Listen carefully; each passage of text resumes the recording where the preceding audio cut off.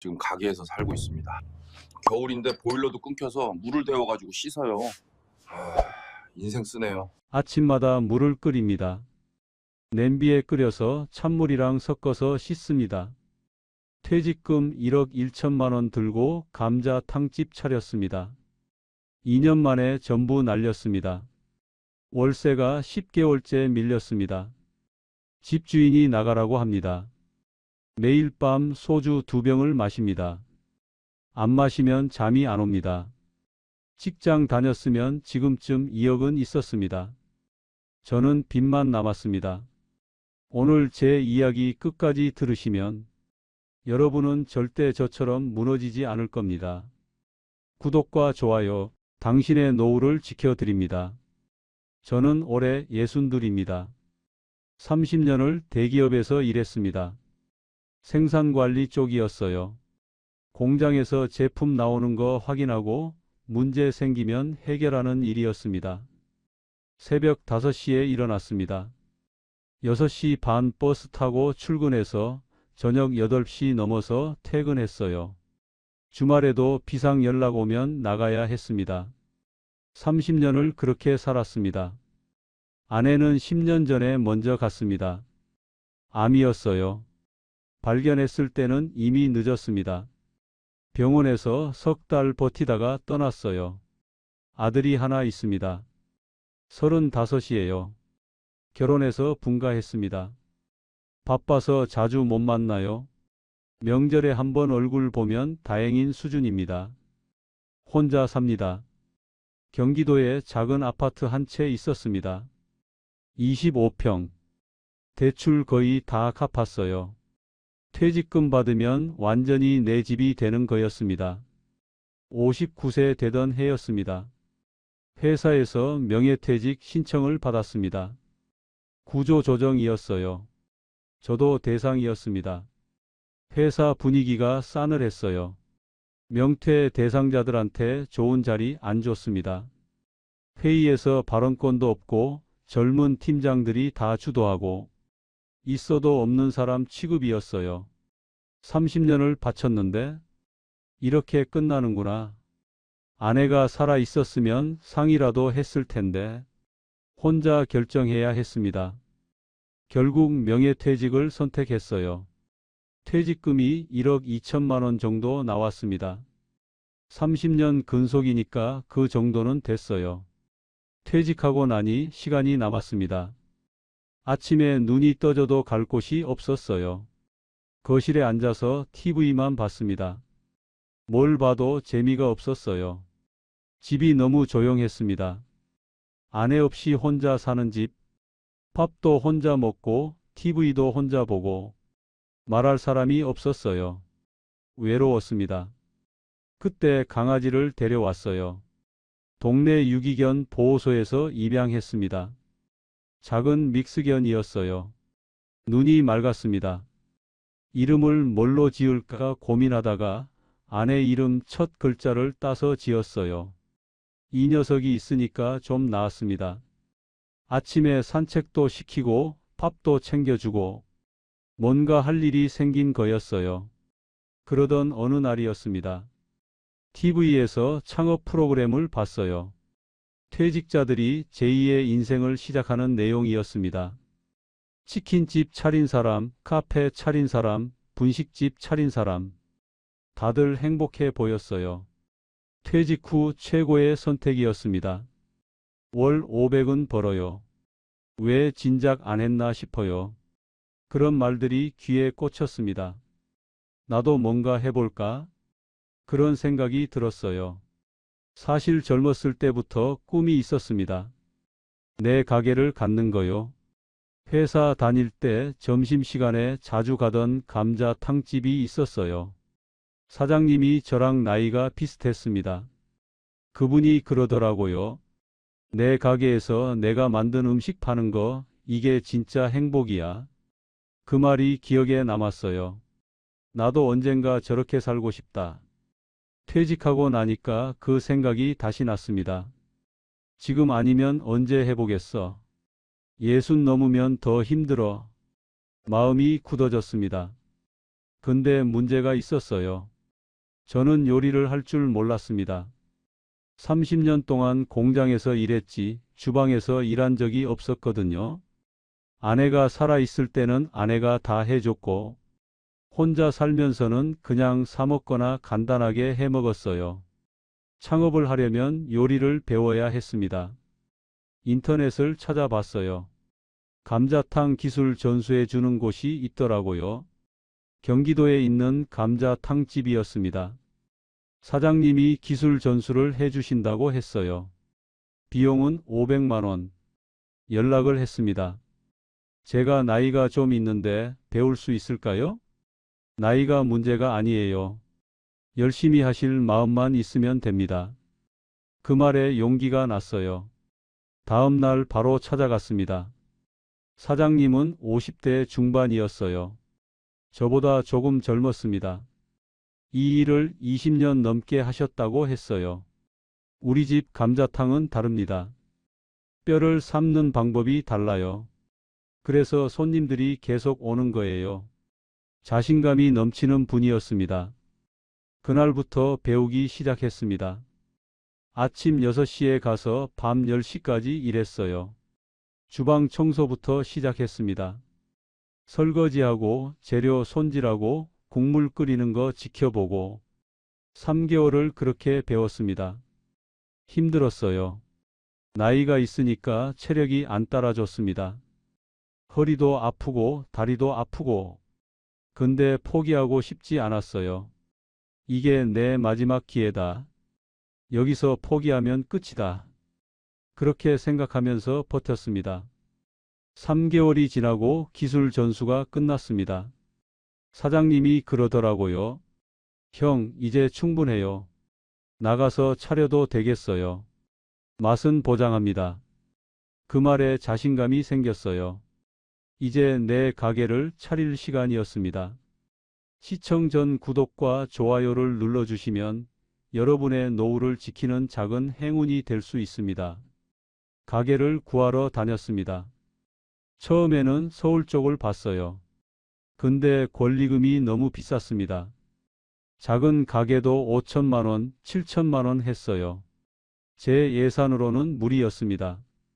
경기도 쪽으로 눈을 돌렸어요. 시흥 쪽에 괜찮은 매물이 있다고 해서 가봤습니다. 60평짜리 가게였어요. 넓었습니다. 테이블 15개는 들어갈 것 같았어요. 주방도 넓고 홀도 널찍하고. 여기 전에 뭐 했어요? 감자탕집이었어요. 사장님이 건강 문제로 그만두셨어요. 부동산 사장님이 설명해 줬습니다. 집기도 그대로 있고 인테리어도 괜찮으니까 바로 영업 가능해요. 조건을 물어봤습니다. 보증금 4천만 원, 월세 140만 원. 좀 비싼 거 아니에요? 60평이잖아요. 평당으로 치면 싼 편이에요. 고민이 됐습니다. 월세 140만 원이면 하루에 5만 원은 벌어야 월세만 나오는 거였어요. 근데 가게가 마음에 들었습니다. 넓으니까 손님 많이 받을 수 있겠다. 가족 단위 손님들 오면 좋아하겠다. 그런 생각이 들었어요. 할게요. 계약을 했습니다. 보증금 4천만 원, 인테리어 추가로 500만 원, 집기 보강 2천만 원, 식자재 초도 비용 500만 원, 거기에 기술 전수비 500만 원까지 총 7,500만 원이 들어갔습니다. 퇴직금 1억 2천에서 7,500이 나갔으니까 4,500만 원이 남은 거였어요. 이 정도면 운영자금으로 충분하겠지. 그렇게 생각했습니다. 그때는 몰랐어요. 이 돈이 얼마나 빨리 사라지는지. 오픈 준비를 했습니다. 간판을 새로 달았어요. 모돌이 감자탕 뼈찜이라고 썼습니다. 모돌이는 동네 이름이에요. 전단지도 만들었습니다.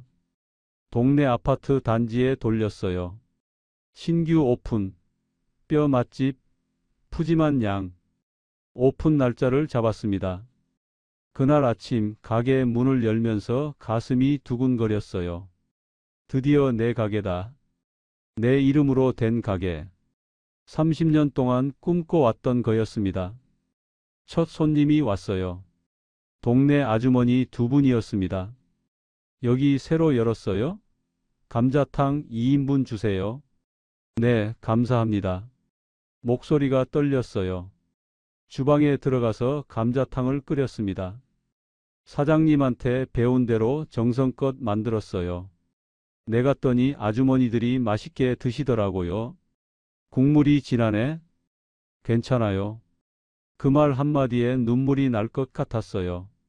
첫날 매출이 40만 원이었습니다. 첫날 치고 괜찮네? 혼자 좋아했습니다. 둘째 날도 30만 원. 셋째 날도 25만 원. 이 정도면 되겠는데? 자신감이 생겼어요. 근데 문제가 있었습니다. 60평을 혼자 운영하는 게 보통 일이 아니었어요.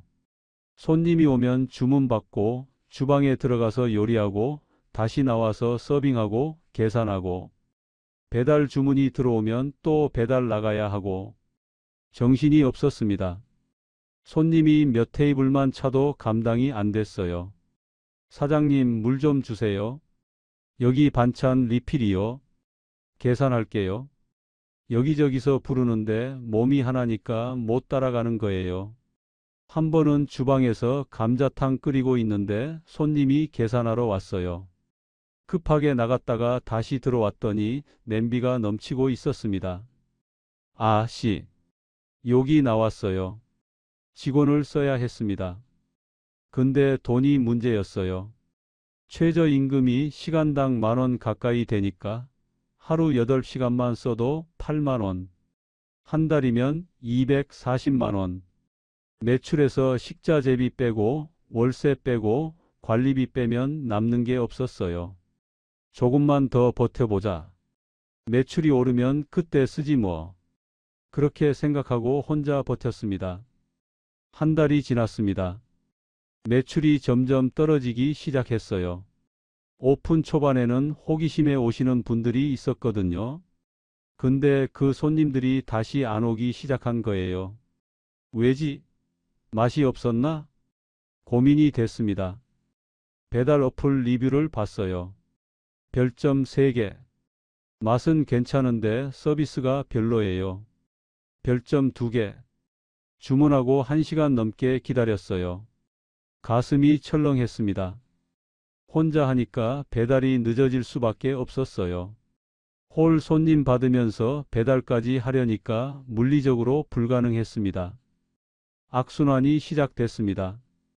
매출이 떨어지니까 직원을 못 쓰고 직원이 없으니까 서비스가 안 되고 서비스가 안 되니까 손님이 안 오고 3개월이 지났습니다. 평일 매출이 10만 원도 안 나오는 날이 생겼어요. 이래도 되나? 불안해지기 시작했습니다. 근데 그때까지는 버틸 수 있다고 생각했어요. 운영 자금이 아직 남아 있으니까 조금만 더 버티면 나아지겠지. 그게 착각이었습니다. 오픈 초반에 좋았던 날들이 있었습니다. 주말에 매출이 80만 원 나온 적도 있었어요. 가족 단위 손님들이 오셔서 테이블 6개가 다 찼습니다. 사장님, 여기 감자탕 대자 하나요? 찜 2인분 추가요.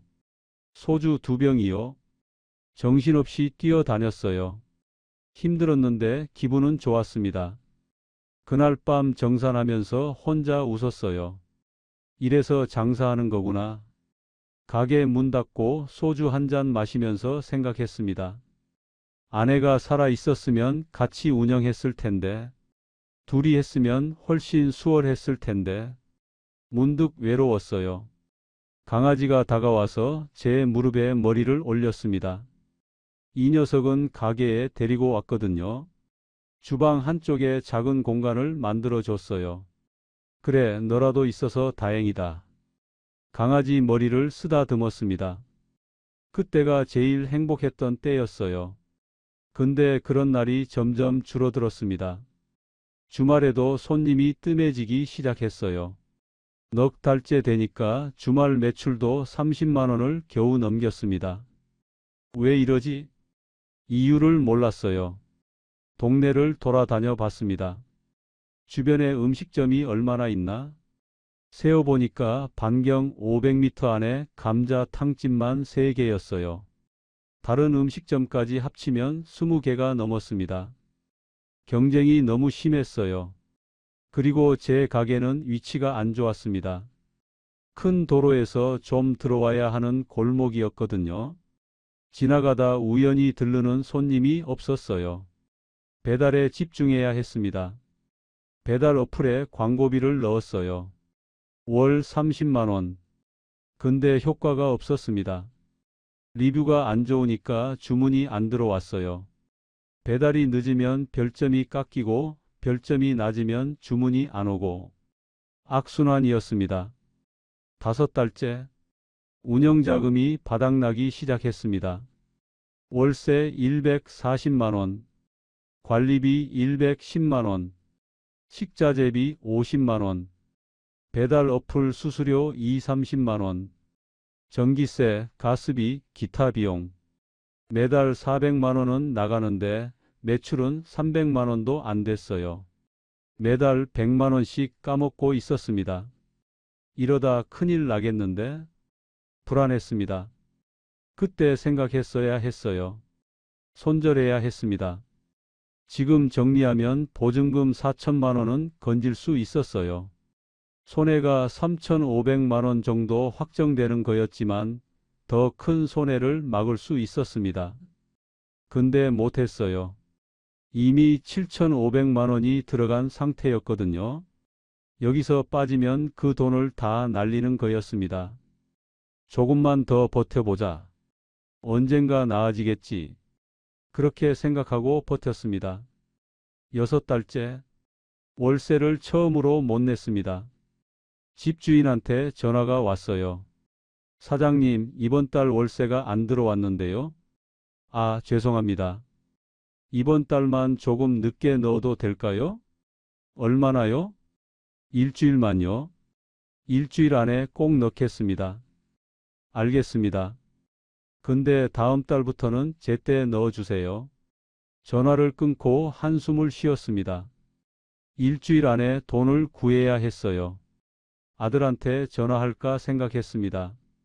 근데 창피했어요. 아들한테 돈 빌리는 아버지가 되고 싶지 않았습니다. 결국 카드론을 썼어요. 500만 원. 금리가 연 15%였습니다. 월세 넣고 나니까 360만 원 남았어요. 그 돈도 한 달 못 갔습니다. 7달째 또 월세를 못 냈습니다. 이번에는 집주인이 직접 찾아왔어요. 사장님, 이게 2번째예요. 장사 안 되시는 거 아시죠? 죄송합니다. 조금만 시간을 주시면. 얼마나요? 한 달만요.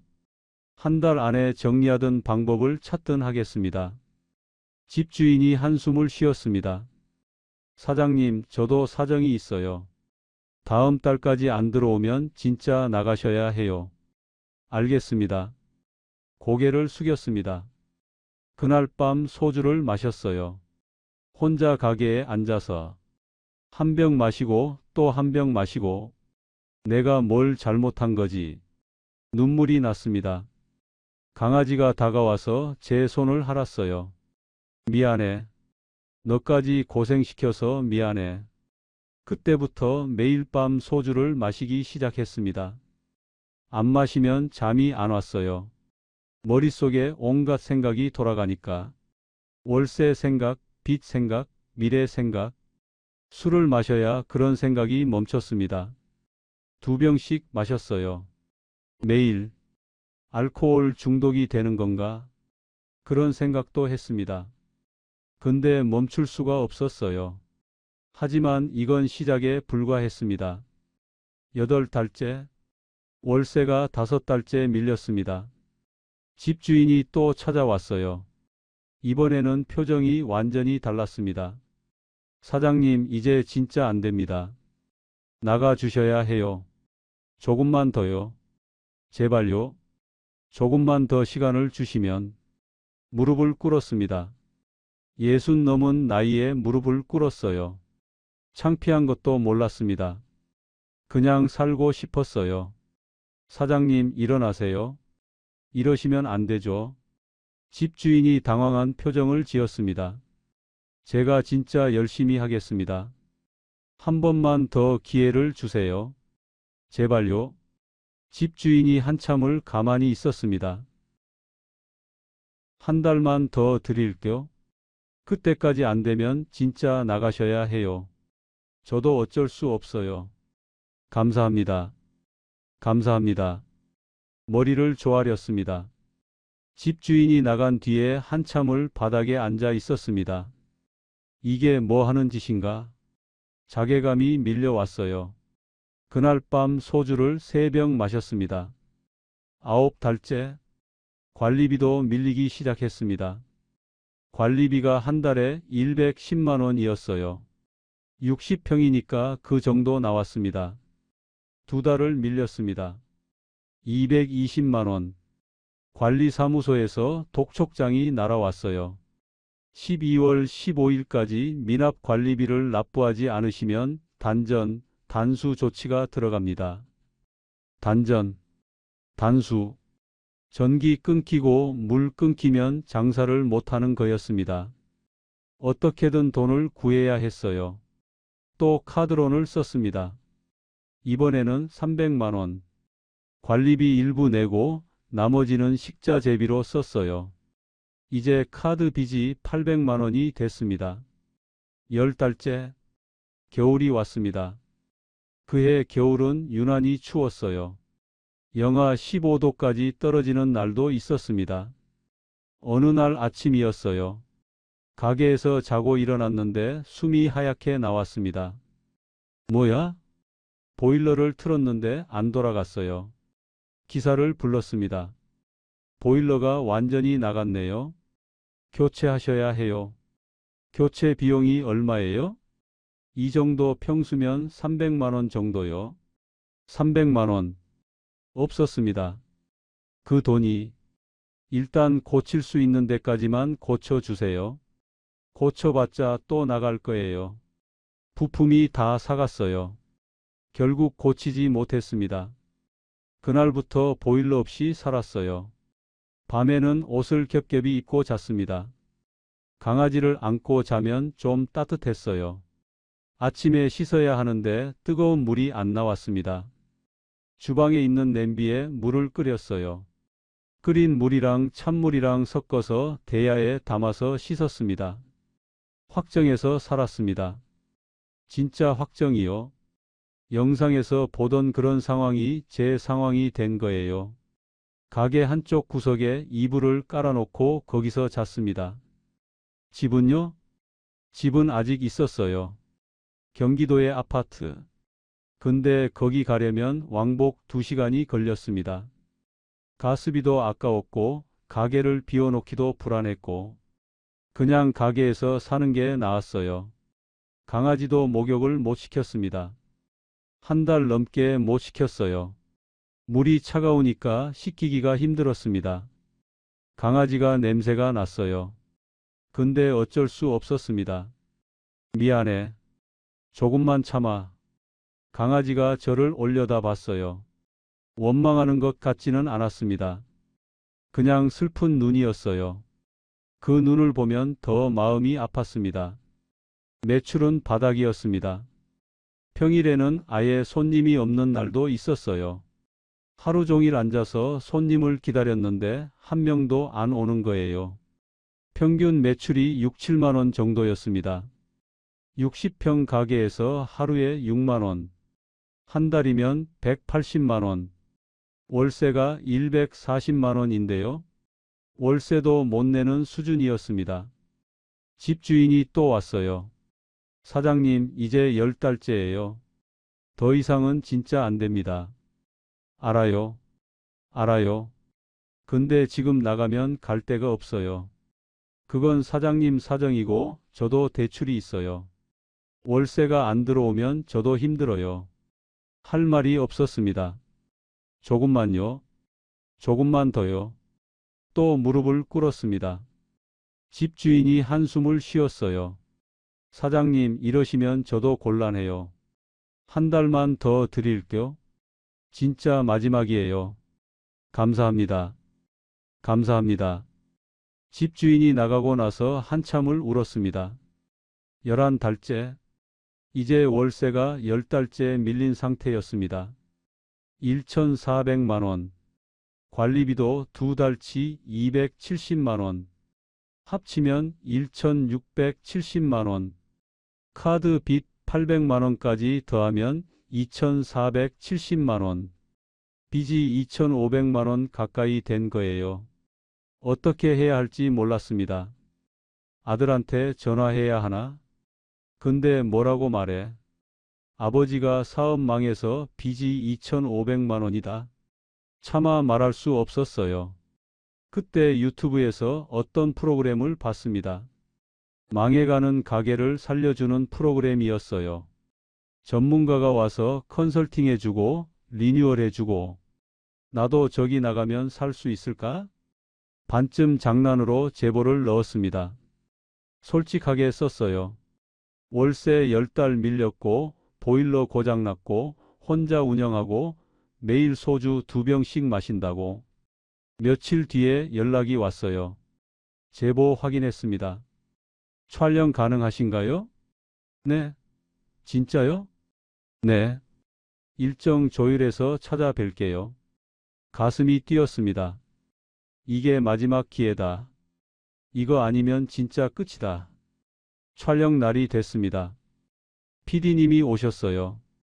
카메라 감독님이랑 같이요. 가게를 보시더니 표정이 안 좋았습니다. 여기서 지금 사시는 거예요? 네. 보일러 진짜 안 되는 거예요? 네. 2달째요. 어떻게 씻으세요? 물 끓여서요. PD님이 말을 잃었습니다. 저도 여러 가게 가봤는데 이 정도는 처음이에요. 창피했어요. 근데 어쩔 수 없었습니다.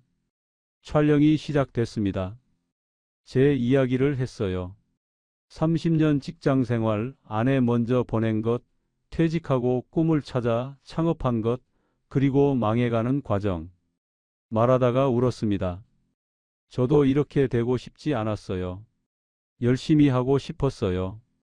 근데 안 됐어요. 카메라 앞에서 우는 게 부끄러웠는데 눈물이 멈추지 않았습니다. PD님이 물었어요. 부모님 돌아가셨다고 하셨는데 영정사진이 왜 여기 있어요? 거실 한쪽에 아버지, 어머니 영정사진을 모셔놨거든요. 장사가 안 되기 시작하면서 아침마다 여기 절하고 나가요. 제발 오늘은 장사 잘 되게 해달라고. 그게 효과가 있었어요?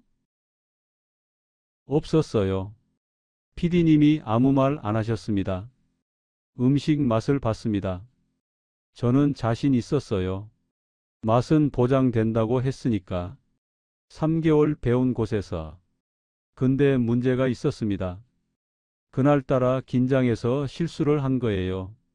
양념에 들어가야 할 재료를 하나 빼먹었어요. PD님이 맛을 보시더니 표정이 굳었습니다. 이게 원래 이 맛이에요? 아, 그게 오늘 제가 긴장해서 간이 안 맞는데요? 죄송합니다. 다시 해드릴까? 얼굴이 빨개졌습니다. 10년 동안 감자탕만 했는데 제가 배운 곳에서 맛은 보장된다고 했는데 왜 이렇게 됐을까? PD님이 한마디 하셨어요. 사장님, 솔직히 말씀드릴게요. 맛은 충분히 좋을 수 있어요. 근데 문제는 사장님이에요. 너무 지쳐 있어요. 정신을 못 차리고 계세요. 맞는 말이었습니다. 매일 밤 소주 2병씩 마시고 제대로 못 자고 난방도 안 되는 데서 버티고 몸도 마음도 다 망가져 있었어요. 사장님, 이 상태로는 가게를 살릴 수 없어요. 사장님부터 살아야 해요. 그 말이 가슴에 박혔습니다. 촬영이 끝나고 나서 계산을 해봤습니다. 차분하게, 냉정하게. 내가 뭘 한 건지 숫자로 확인하고 싶었어요. 창업 비용, 보증금 4천만 원, 인테리어 500만 원, 집기 2천만 원, 식자재 초도 비용 500만 원, 기술 전수비 500만 원, 총 7,500만 원, 운영 손실, 월 적자 평균 100만 원, 11달 1,100만 원, 카드 빚 800만 원, 밀린 월세 140만 원, 10달 1,400만 원, 밀린 관리비 270만 원, 총 손실 7,500, 1,100, 800, 1,400, 270, 1억, 1,070만 원. 1억이 넘게 날린 거였습니다. 퇴직금 1억 2천에서 1억 1천만 원이 사라진 거예요. 남은 건 1천만 원 정도. 그것도 빚 갚으면 마이너스였습니다. 대안을 생각해 봤습니다. 이 짓을 안 했으면 어땠을까? 퇴직금 1억 2천을 은행에 넣어뒀으면요. 2년 동안 연 4%로 계산하면 이자가 960만 원. 거기다 퇴직하고 알바라도 했으면요. 시간당 만 원, 하루 6시간, 한 달 20일, 120만 원. 20개월이면 2,400만 원. 합치면 3,300만 원이 더 있었을 거예요. 저는요, 1억 1천만 원을 잃었습니다. 차이가 1억 4천만 원. 직장을 안 그만뒀으면요. 명예퇴직 안 하고 2년 더 다녔으면요. 연봉이 5천만 원이었습니다. 2년이면 1억. 거기다 퇴직금도 더 늘었을 거예요. 합치면 1억 2천은 더 있었을 겁니다. 저는 1억 2천을 벌 수 있었던 시간을 이 감자탕집에 쏟아부은 겁니다. 그리고 결과는요. 빚 2,500만 원, 망가진 몸, 망가진 정신, 매일 마시는 술, 대형 프랜차이즈로 계산해 볼까요? 1억 2천이면 어떤 프랜차이즈든 본사 시스템 안에서 시작할 수 있었어요. 교육도 받고 마케팅 지원도 받고 성공 확률이 훨씬 높았을 겁니다. 저는 혼자서 60평 가게를 차렸어요. 아무 경험도 없이 미친 짓이었습니다. 식당 창업의 현실을 보여드릴게요. 통계를 찾아봤어요. 식당 창업 후 1년 내 폐업률 50%, 3년 내 폐업률 80%, 10개 중 8개는 3년 안에 망한다는 얘기예요. 저는 2년도 못 버틴 거였습니다. 월세 계산도 해봤어요. 월세 140만 원. 한 달 30일로 나누면 하루에 4만 7천 원. 하루에 감자탕 10그릇은 팔아야 월세만 나오는 거였어요. 근데 평일 손님이 2~3명밖에 안 왔거든요. 처음부터 불가능한 게임이었습니다. 노트를 덮었어요. 내가 뭘 한 거지? 30년 모은 돈을 2년 만에 다 날리고 빚만 잔뜩 진 거였습니다. 꿈이 뭐였냐고요? 내 가게에서 내 음식 파는 거요. 그게 이렇게 끝날 줄은 몰랐어요. 왜 실패했을까? 곰곰이 생각해 봤습니다. 첫째, 규모가 너무 컸습니다. 60평은 혼자 감당할 수 없는 크기였어요. 사람을 써야 했습니다. 최소 2명은. 근데 저는 인건비 아끼려고 혼자 했어요. 결국 서비스가 안 되고 배달이 늦어지고 손님이 떠났습니다. 20평 정도의 작은 가게로 시작했어야 했어요. 둘째, 위치가 안 좋았습니다.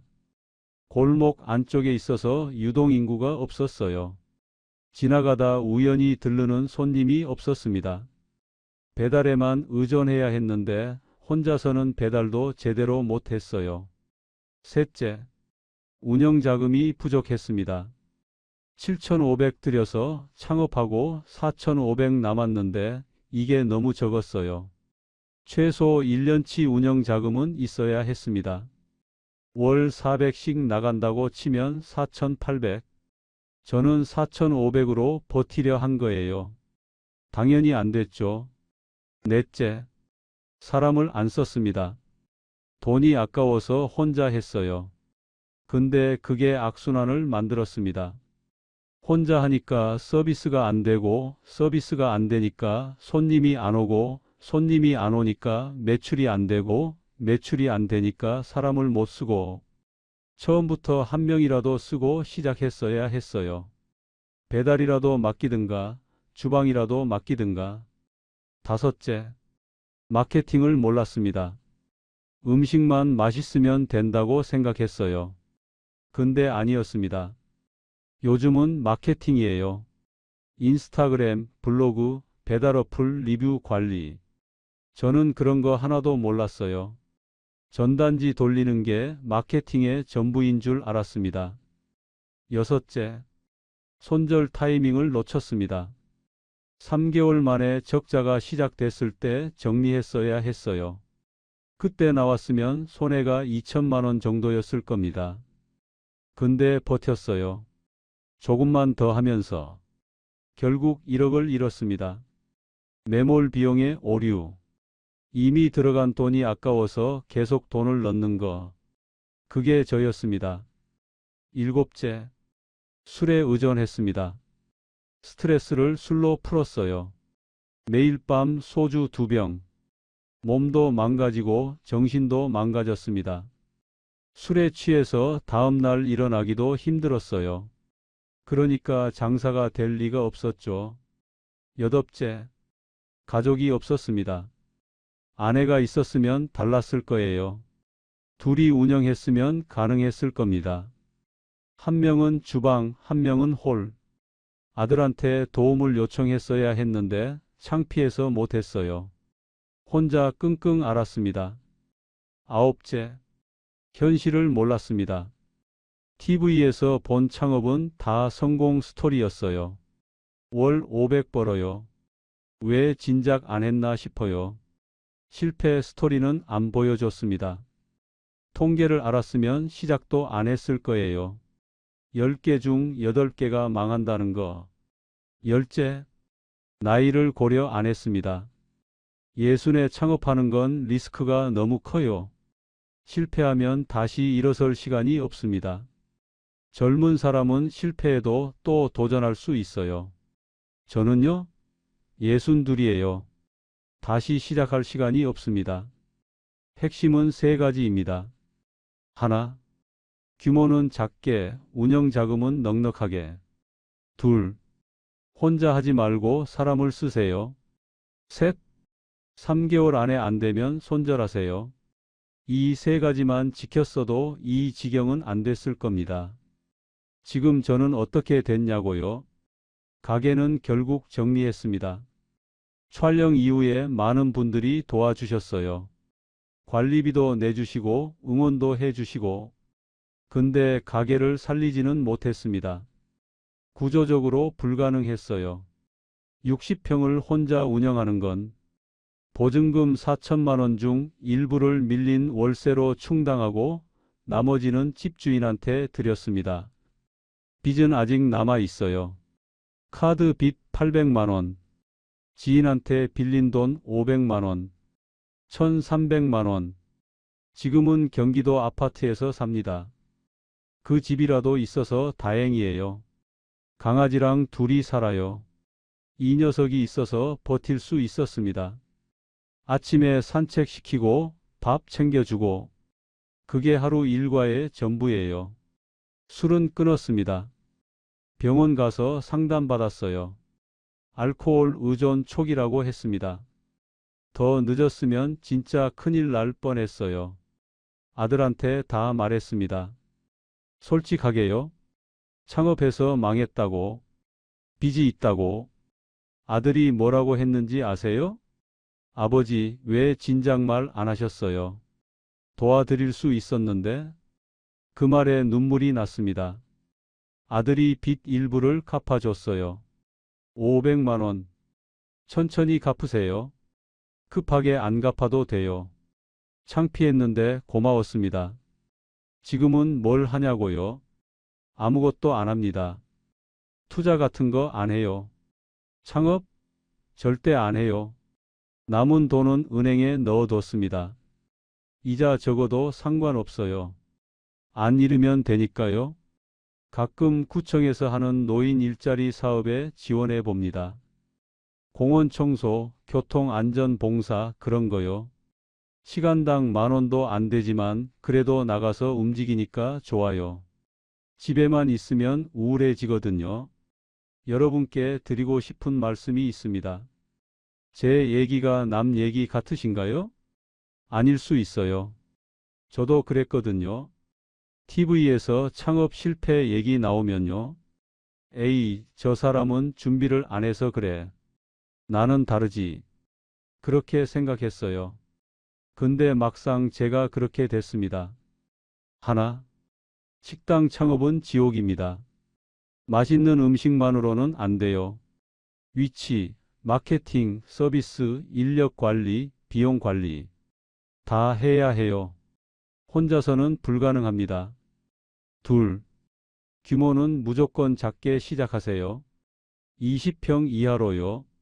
혼자 감당할 수 있는 크기로요. 잘 되면 그때 늘리면 됩니다. 셋, 운영 자금은 넉넉하게 준비하세요. 최소 1년치요. 창업 비용의 2배는 있어야 해요. 저처럼 창업 비용만 있으면 석 달도 못 버팁니다.